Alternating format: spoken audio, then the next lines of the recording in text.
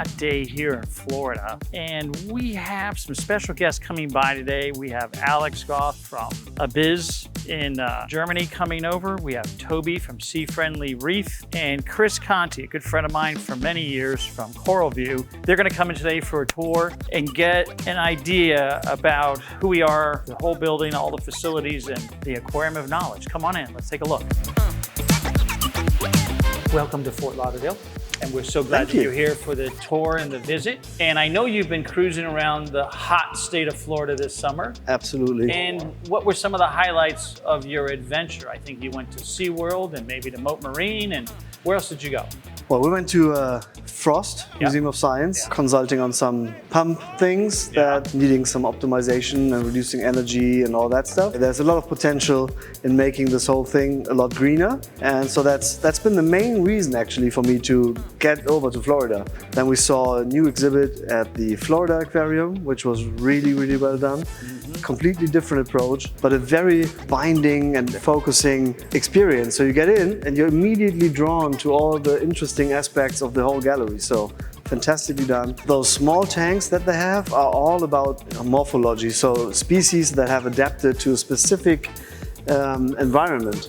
So you see those 4 eyes, mud skippers, and to give the visitors an idea of how weird animals somehow can look. So it's an educational display, like all public aquariums It's are. very educational, but the cool thing is that they made it with interactive screens, so you actually have a touch screen, so kids will immediately be drawn to that. I know that from my daughter, that anything that has a picture on it and looks electric, she was going to try and scroll around. So that makes it interesting for them, so they can interact with the display and get some information out of that. Yeah, well, I think, I've been to Frost numerous times. As a matter of fact, we support Frost from a not-for-profit basis. I'm actually underwriting a donation to them right this minute for the Florida Reef Summit that they're having there in November. Nice. Because again, it's local and I'm from Miami, and you have... Give back. Yeah, we have profits, so I can give some to not-for-profit. So I do that and core restoration, which is connected with the Florida Aquarium very much too. So I typically, this year too, I gave donations to Florida, to CRF. Everybody was speaking highly of you when we were traveling around. So we mentioned that we were going to visit you. Yeah, nice. But not everybody has been here, so it's exciting to have you guys come, and for Chris too, because it was a very good decision that you made to have CORALVUE distribute your products into North America. I'm very happy so far, so I can't Chris, complain. Of course, I've known, I don't know, we were much younger boys. 25 or 30 years now. Yeah, probably 30 years. So many fish bowls, so little time to fish. Right, yeah, obviously. Well, as I keep, bringing and maturing the businesses, and Joe, my son, keeps taking over certain aspects of it. Some of my goals is to continue to dive around the world, fish, even when I'm going to these places. Obviously, see aquariums, see distributors, just like you guys. We would go to aquariums wherever I travel. We're going to Australia in October. We're going to Qatar. I'll see Tony Vargas, of all people, in Doha when I'm there. I know, but I'll see Tony in Doha. And it's funny, from there we'll go to Adelaide, Port Lincoln, to Cairns. So I'll go to Cairns Marine Life, into the north in the Coral Sea. We'll go diving there. And then I'll go to Sydney, and then we'll go to Hawaii. I'm going for 34 days, Jolene and I. But I think, having you guys here, going around and seeing these places and applying your top-end technology, especially when I look at that big round aquarium, I think big propeller pump, and you could get that current really running, that big current. It makes such a big difference, especially the know-how that we've collected now over the years in installing those pumps in larger tanks, because it doesn't help when you just put the pumps somewhere in. You might need more, and then still you don't have an efficient way of doing that. Well, I know when we put the cannon in this 2,000-gallon reef aquarium, I turned that thing on, and this thing became this torrent of movement. It just became, we thought we had a lot of movement to begin with, and then that thing came in there. It makes a difference. And it's just pushing water so intense. Yeah.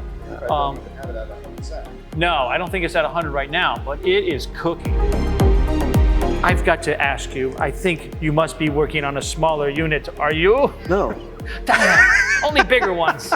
Well, we do have a cooperation with another manufacturer that we are friends with to work on something where we can bring in our knowledge and bring in the technology that we're using without using the same materials, because the price point of the small pump would not come down to half when you do a half-sized pump. That's our biggest issue.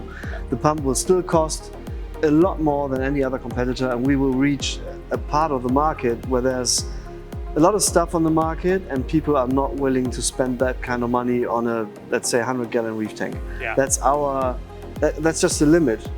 I would have to go and step down from the way that how we are building those things to use, you know, cheaper materials, cheaper bearings, maybe not titanium, but, you know, plastic covering or whatever. I could do that, but it wouldn't be what I promised myself in the beginning, and when we started developing the whole thing in 2003, that was, to just build the best I can. So I would build something for someone who wants to get something cheap without brand name on it, and I just can't.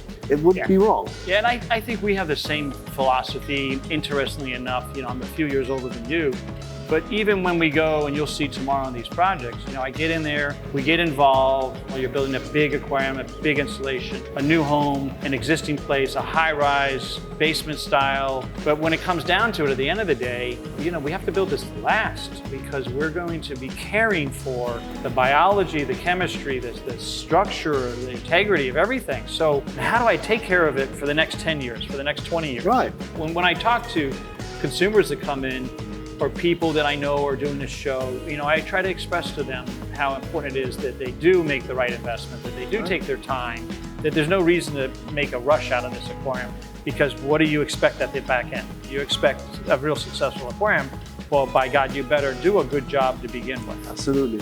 So whatever we can do to help educate people through our beautiful educational windows to the sea is good for everybody. And it's good to see you guys come to Florida. And tomorrow we're gonna have an awesome day. We're gonna go see a 5,000-gallon reef, and then we're gonna go see a 2,000-gallon Fowler aquarium in a high-rise. Wow. It's gonna be really stupendous. I'm really looking forward to that.